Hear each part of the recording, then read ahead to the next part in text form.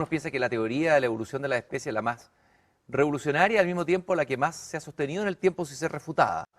Pero lo interesante es que tú, de alguna manera, la has refutado, porque Darwin habla de la competencia, y tengo entendido que esa noción de competencia la sacó de los economistas de su tiempo. Y tú dices que el ser humano por esencia no es competitivo y que la vida no es competitiva.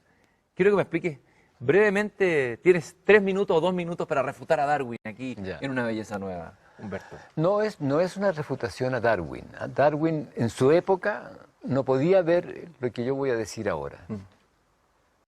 Y no lo podía ver por todo el espacio reflexivo, particularmente de la física newtoniana de su época. El suceder del vivir ocurre en su ocurrir en un presente cambiante continuo. Sucede. No en comparación o en competencia con otros. El vivir se desliza igual que el equilibrista moviéndose de tal manera que conserva el bienestar. Esto es un poquito como el río de Heráclito, ¿no? Ese río en el que uno no se baña 2 veces en el mismo río, un poco esa idea que viene de Heráclito, el fluir de un río podría ser. No tanto el fluir del río como el que tú vas en un bote en el río y te desplazas en el río según las circunstancias de la corriente en ese momento y ves lo que ves según ese momento. Ese sería el vivir. Ese es el vivir. Que uno a veces quiere detenerlo, sacar una foto y decir, esto es, pero eso no es. Es una deriva. En la deriva, si alguien dice que está en un bote a la deriva, está diciendo, estoy en un bote, estoy conservando mi organización, flotando y no sé hacia dónde voy.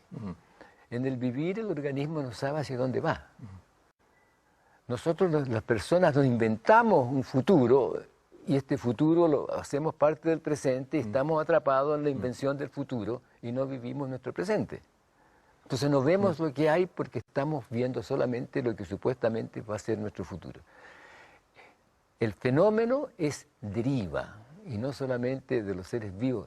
El cosmos es un sistema a la deriva. Pero la deriva no es una cosa negativa, solamente dice no se puede predecir lo que va a pasar desde lo que está sucediendo en el momento determinado. Decíamos en el bloque anterior, tú los decías de que los seres humanos somos adictivos y una de las cosas a las que somos adictivos son a las verdades. Nos aferramos a ciertas verdades y nos quedamos, agarramos una verdad y ahí nos quedamos pegados a esa verdad, a lo mejor por toda la vida. Y nos hacemos rígidos, no flexibles, como la caña de bambú, de las imágenes zen y qué sé yo. Hay ciertas ideas que han cristalizado en nuestra sociedad, en nuestra manera de ser. La idea de la competitividad, la llamada innovación, que a esta altura es ya un cliché, son varias ideas, ¿no? Y las ideas que fundan toda la teoría de la economía de mercado como la única posibilidad de funcionamiento de una sociedad. Pero esas están basadas al final en verdades, de fondo, o ideas o creencias.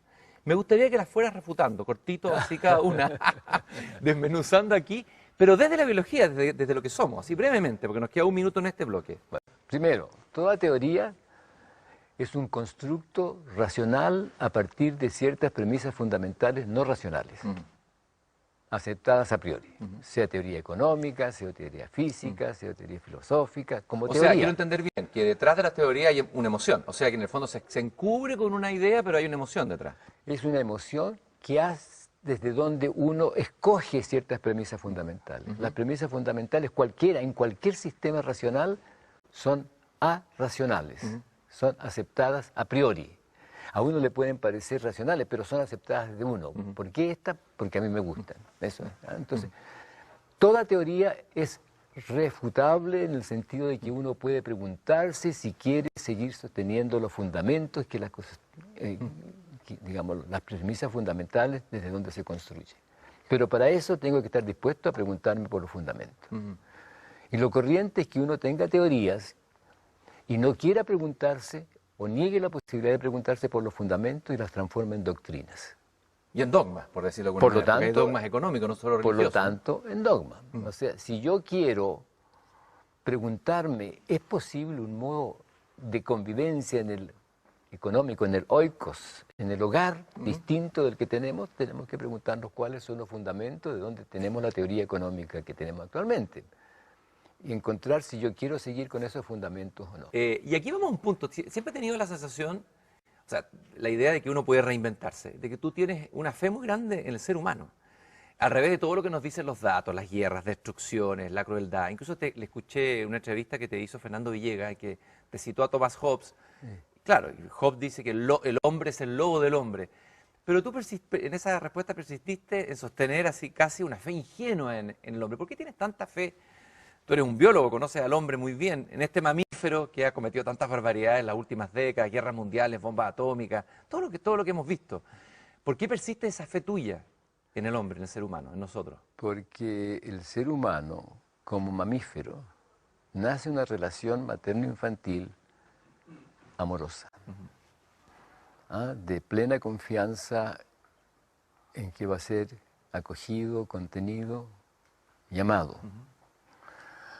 Ahora, a propósito de reinvención, en esta reinvención de los últimos años, este tema del amar, de la condición inicial de la relación del niño que hemos desarrollado con Jimena, que colabora, Dávila, con Jimena Dávila. Hay un libro que es El habitar humano, 6 ensayos de biología cultural, y tiene que ver con este proyecto del Instituto de Matrística que tú has desarrollado con Jimena. Exactamente. Sí. Entonces, este bebé nace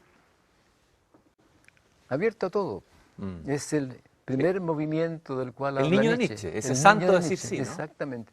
Y te va a sonreír, y te va a acoger, y se va a mover contigo en una danza de irte transformando en alguien, una persona, con los adultos con los cuales está.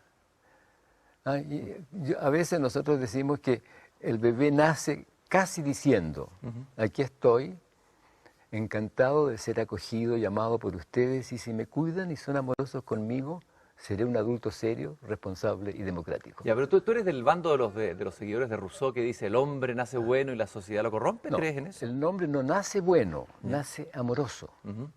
Lo amoroso no es ser bueno, es tener confianza en el espacio en el cual uno se encuentra y moverse desde allí sin expectativas, sin exigencia, en un estado relacional que le permite ver y entender. Ahora, Humberto, sin embargo, toda la historia de Occidente, pero también de Oriente ahora, es la historia, casi uno diría, de la ira, de la guerra. Hay un libro que acaba de sacar un filósofo alemán muy interesante, Sloterdijk, que se llama algo así como El tiempo y la ira, ¿no? Parte desde la guerra de Troya con Homero, todo lo que hemos escuchado. O sea, si el hombre es tan amoroso, ¿cómo es posible que tengamos una historia tan poco amorosa, digamos? De tanta destrucción, de tanto odio, de tanta competitividad, etcétera. A ver, ¿qué pasa? ¿Cuándo se produce este quiebre o esta caída? ¿Y no será una postura un poquito utopista, ingenua, una idea edulcorada del hombre original? No, porque no tiene que ver con el hombre original. Digamos, todo inicio es un punto de partida para posibilidades que van apareciendo en la historia. Y en esta historia, del bebé que nace amoroso, el gatito que nace amoroso, una pequeña reflexión. Si tú miras a cualquier animalito recién nacido, cualquier plantita que está creciendo, las reflexiones que uno hace tienen que ver con la belleza y tienen que ver con el encanto. Eso es verdad, es cierto. ¿No? O sea, es cierto. Eso tiene que ver con nuestra biología. Evoca, o más bien gatilla, desencadena en nosotros esa respuesta acogedora. Pero también traicionamos. Traicionamos con la exigencia, traicionamos con los castigos. A los niños los castigamos, los retamos. No los invitamos a mirar y a reflexionar, sino que los retamos porque están haciendo algo que no nos parece que es lo que nosotros quisiéramos que hicieran. Entonces, estamos continuamente traicionando a los niños. Tal vez a mí no me traicionaron porque la mamá no me retaba, sino que me invitaba a mirar lo que estaba haciendo. Y enseguida tenemos teorías. Las teorías son algo muy interesante porque son constructos explicativos a partir de ciertas nociones primarias que uno considera como válidas. Y depende de estas condiciones primarias lo que configuro después como un desarrollo teórico. Bueno, si tú miras, toda discriminación se funda en una teoría que niega el amar. Toda discriminación, estoy poniendo mi cuellito en la guillotina. Sí. Toda discriminación se funde y se sostiene en una teoría que niega el amar. Y lo que pasa es que somos presentes de una historia de los últimos 20.000 años. Lo que tú llamas la cultura patriarcal, ¿no? Sí, claro. De una teoría que justifica la negación del otro. Y ahora, es muy bonito lo que tú dices, digamos, en el sentido que comienza a aparecer la imagen de un hombre, un ser humano con potencialidades amorosas, digamos, de comprensión, de emociones que tienen que ver con el escuchar, etcétera, etcétera, etcétera. El punto es cuándo se produce el quiebre, cuándo se produce esa pérdida y entender por qué históricamente, por ejemplo, esa cultura matriarcal fue finalmente suplantada por la patriarcal, que es la dominante y la que resultó finalmente. Esa otra cultura matriarcal donde en principio podríamos pensar, no sabemos todavía cómo era, porque tal vez había, que era mejor que la nuestra, desaparece, porque declina en la historia humana. Yo creo que declina con la teoría de la apropiación y del poder, y con la adicción al ser servido. Ahí tú hablaste, usaste la palabra adicción, la teoría. ¿Es verdad que los seres humanos somos adictos a las verdades y que eso es malo? Somos adictivos a cualquier cosa que nos produzca placer. Y la verdad o las verdades, nos instalamos las verdades y nos hacemos adictos y nos O sea, quedamos. si el ser poseedor de la verdad nos produce placer. ¿Por qué? Porque la verdad, ¿en qué momento aparece la verdad? Cuando hay un conflicto de ideas. Yo tengo la verdad y no tú tienes la verdad, y no estamos dispuestos a escucharnos. O sea, cuando hay un conflicto. Si no, no aparece el tema de la verdad. Y es cierto que la verdad, al contrario de lo que uno podía creer, impide la reflexión. La posesión de la verdad impide la reflexión. O sea, el enemigo de la reflexión es la posesión del saber. Si yo sé, ¿cómo voy a soltar lo que sé para mirar si sé lo que digo que sé o no lo sé? Estoy apegado a esa verdad Me apego, la sujeto, no reflexiono.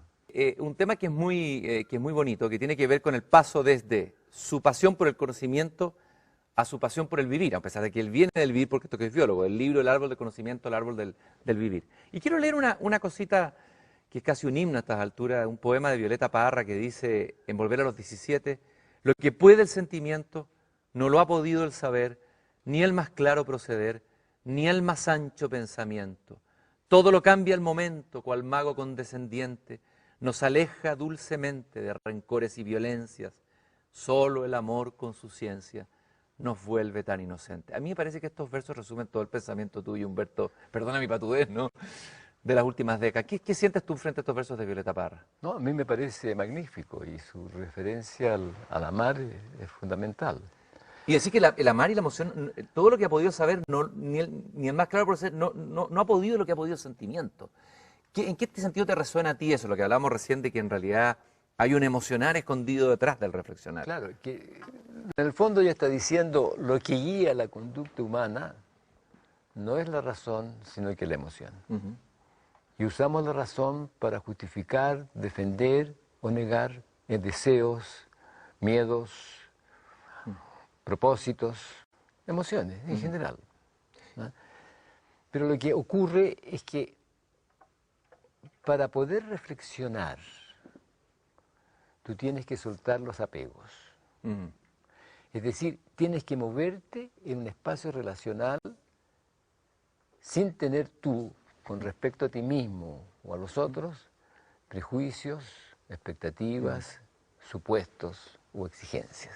Pucha, qué difícil, ¿eh? Y ese es el amar. Cuando uno le dice a otra persona, mira, tú no me quieres porque tú estás todo el tiempo pidiéndome, exigiéndome. La queja es que no soy visto, soy negado desde la exigencia. La expectativa, la exigencia, los supuestos niegan la posibilidad de ver al otro. Entonces, lo que pasó históricamente, que en el fondo resulta en un cambio en mi historia, digamos, es que me encontré con Jimena Dávila, que me dice un día, doctor, fíjese que he hecho un descubrimiento.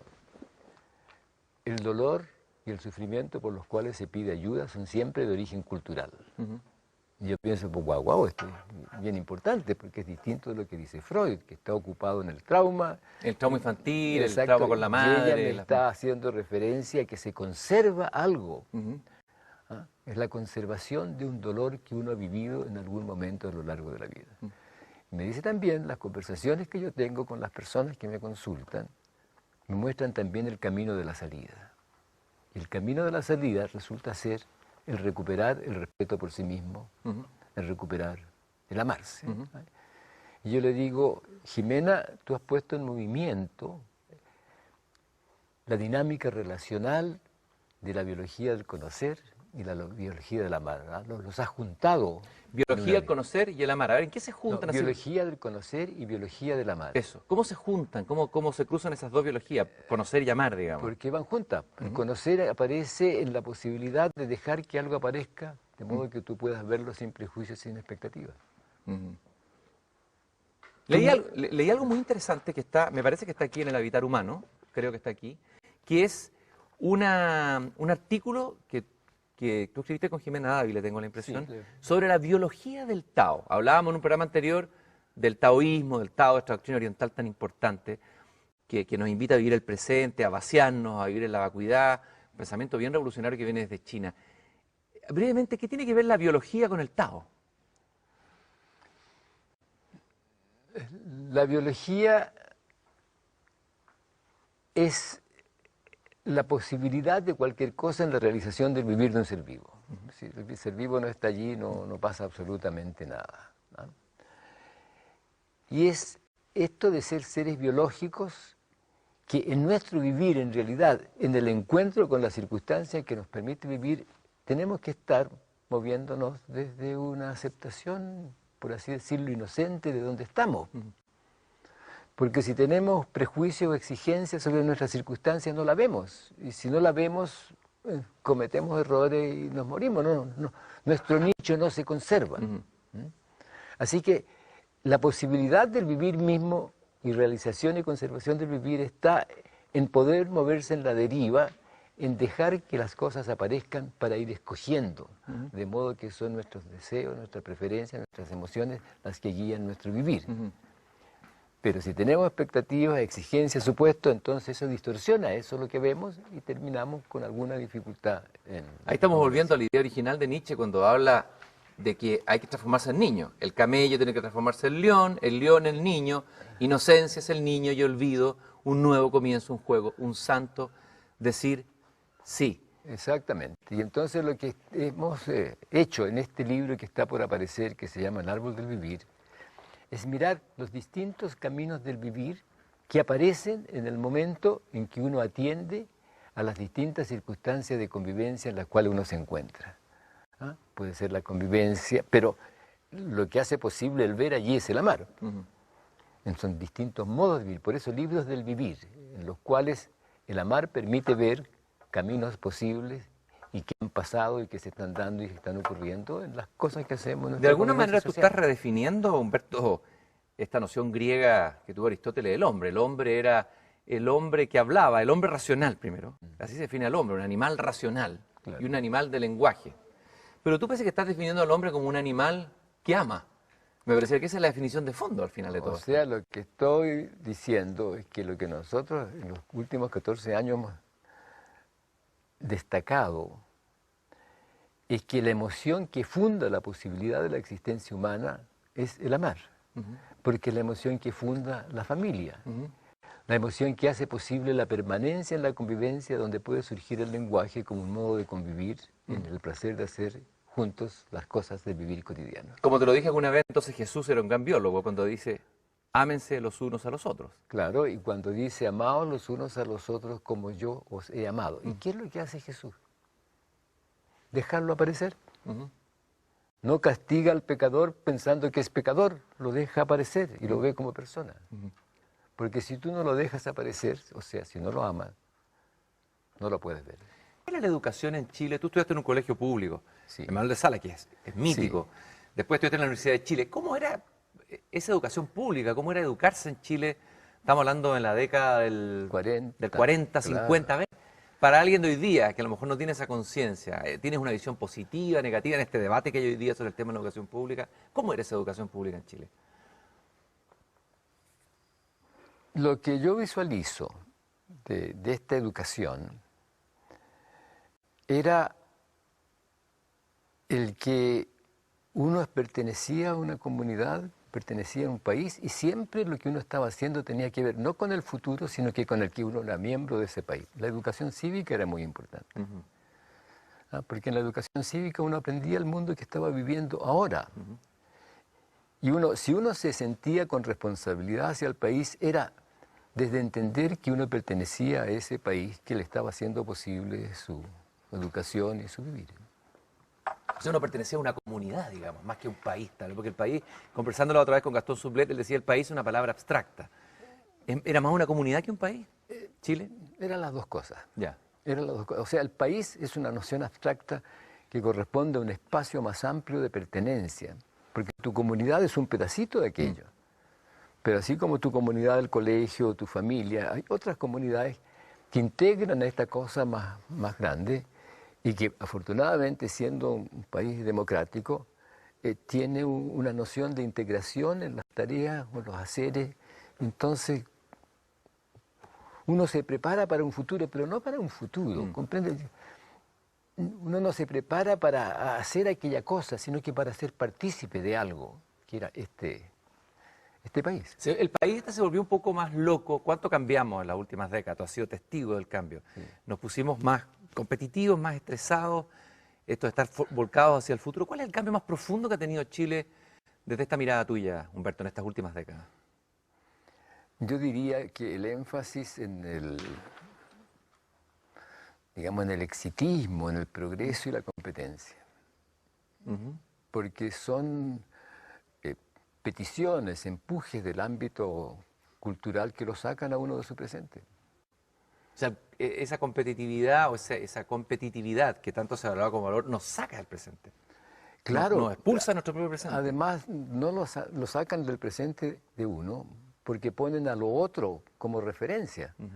En la competencia, el referente de lo que yo hago no soy yo, no son mis elecciones, sino que es lo que hace el otro. O sea, yo actúo según lo que está haciendo el de al lado. Exactamente, porque estoy compitiendo. ¿No? O porque tengo un... Miro el jardín de al lado, digamos. ¿Eh? Claro, y tengo que ser mejor que el otro. Hay que ser mejor. Es una invitación absolutamente imposible y absolutamente negadora de uno. Porque tengo ese... O sea, es la imagen que yo tengo del otro lo que tiene que ser lo que me guía a mí. Eso es desastroso. Porque de alguna manera me pierdo descubrir aquello que yo soy o que pudiera ser tal vez, ¿no? O me pierdo la responsabilidad y el placer de escoger desde mí, no en el vacío, pero desde mí. Humberto, la discusión a la de educación hoy día en el país ha estado fuertemente en pensar, tenemos una segunda vuelta la próxima semana, el próximo domingo, presidencial, no sé, así los destinos del país. Se ha hablado mucho de la educación, que va a ser el énfasis del gobierno que sea. ¿Cuál crees tú que debiera ser el foco, el énfasis, si tuvieras que ir a lo esencial? Si tú pudieras ser ministro de Educación o asesor, generalmente en los ministerios no se escuchan nunca a los sabios ni a los pensadores, pero juguemos un poco, hagamos la utopía. Si tú pudieras dar un consejo que pudiera ser escuchado por nuestra autoridad en el tema de la educación. Yo no sé si puedo dar un consejo, pero sí yo he tratado de escuchar qué es lo que piden los jóvenes, qué es lo que han estado pidiendo a lo largo de estos últimos años, cuando dicen queremos una educación gratuita, sin lucro y de calidad. ¿A qué se refiere esa calidad? Y yo creo que esa petición de calidad se refiere justamente a lo que estábamos hablando, a que mi educación ocurra de tal manera que yo me siento partícipe del mundo en el cual estoy viviendo. Y lo que yo vivo hace sentido desde que yo puedo adquirir la autonomía para escoger y hacerme responsable de lo que hago. Porque eso es lo que le da sentido a uno, el que yo me puedo hacer responsable. Y entonces es eso lo que se pierde, yo creo, en estos momentos en la educación. Porque se confunde, digamos, como la temática central, el conocimiento y no se ve el entendimiento. ¿Cuál es la diferencia entre el conocimiento y el entendimiento? Entiendo que la educación hoy está centrada en el conocimiento, la acumulación de saber, etcétera. ¿Cuál sería una educación del entendimiento o de los entendimientos? ¿Cómo sería esa educación? Sería el guiar la mirada y los haceres de los jóvenes a darse cuenta cuál es el espacio en el cual lo que hacen tiene sentido.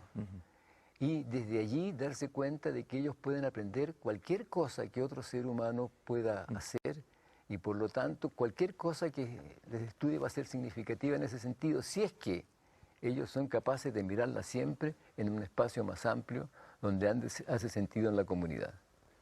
Si yo estoy en el colegio y mi vivir no hace sentido en la comunidad y estoy ocupado de obtener un cierto resultado, estoy un poco en un vacío relacional. Y entonces, ¿de dónde obtengo yo el sentido de mi vivir? ¿Desde dónde mi vivir me inspira?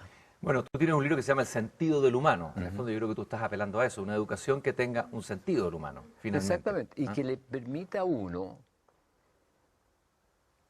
no acumular conocimiento. Si los conocimientos los puedes encontrar a cada rato. Sobre todo hoy día, Humberto, en que Internet de alguna manera empieza a reemplazar a este profesor que transmite conocimiento. O sea, ¿qué es lo que puede hacer el profesor que no dé ya Internet, donde está toda la información? Lo más importante, guiar la mirada reflexiva al entendimiento. El Internet te entrega a ti opiniones, te entrega decisiones, te entrega datos, todo lo que tú quieras. Pero la única persona con la cual puedes conversar y reflexionar sobre el sentido que eso tiene en tu vivir, o en el vivir de otro, o en la comunidad a la cual pertenece, es otro adulto. Estaba pensando que, claro, profesor, uno en el una computador profesora. encuentra mucha información, igual que en los libros, pero es una información sin un diálogo. No hay un otro con el que converso. ¿Cuál es la diferencia de estar pensando cuando hay un otro y yo converso, lo tengo ahí, el profesor, el alumno, los alumnos entre sí, a cuando estoy solo en mi computador recogiendo información? O sea, si soy un niño, la diferencia es gigantesca porque tiene que ver con la mirada reflexiva que pregunta, ¿dónde esto hace sentido en mi vivir?